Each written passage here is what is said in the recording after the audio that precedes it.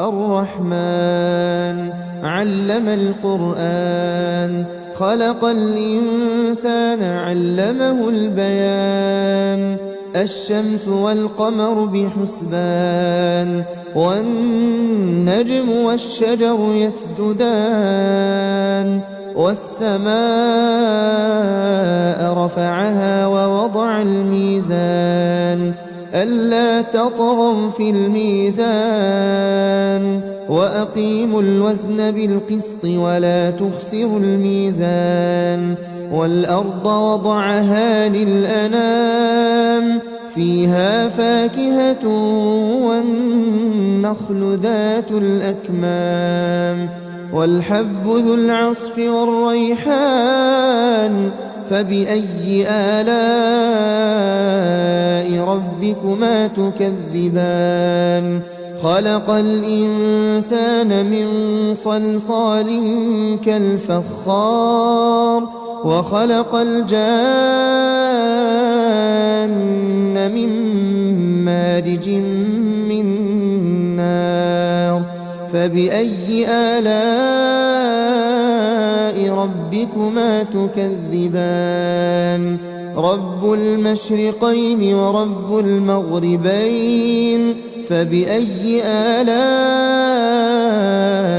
ربكما تكذبان مرج البحرين يلتقيان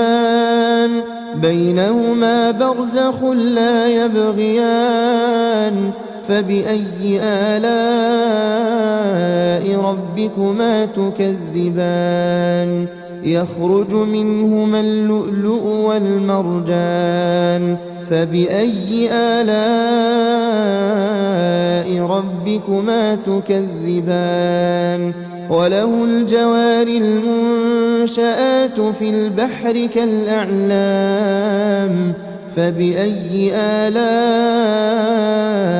ربكما تكذبان كل من عليها فان ويبقى وجه ربك ذو الجلال والإكرام فبأي آلاء ربكما تكذبان يسأله من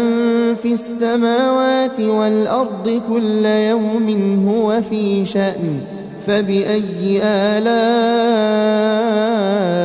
ربكما تكذبان سنفرغ لكم أيها الثقلان فبأي آلاء ربكما تكذبان يا معشر الجن والإنس إن استطعتم أن تنفذوا من أقطار السماوات والأرض فانفذوا لا تنفذون إلا بسلطان فبأي آلاء ربكما تكذبان يرسل عليكما شواظ من نار ونحاس فلا تنتصران فبأي آلاء ربكما تكذبان فإذا انشقت السماء فكانت وردة كالدهان فبأي آلاء ربكما تكذبان فيومئذ لا يسأل عن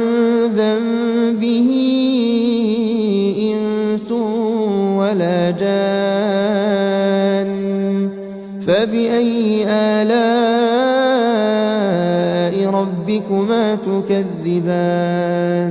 يعرف المجرمون بسيماهم فيؤخذ بالنواصي والأقدام فبأي آلاء ربكما تكذبان هذه جهنم التي يكذب بها المجرمون يطوفون بينها وبين حميم آن فبأي آلاء ربكما تكذبان ولمن خاف مقام ربه جنتان فبأي آلاء ربكما تكذبان ذواتا أفنان فبأي آلاء ربكما تكذبان فيهما عينان تجريان فبأي آلاء ربكما تكذبان فيهما من كل فاكهة زوجان فبأي آلاء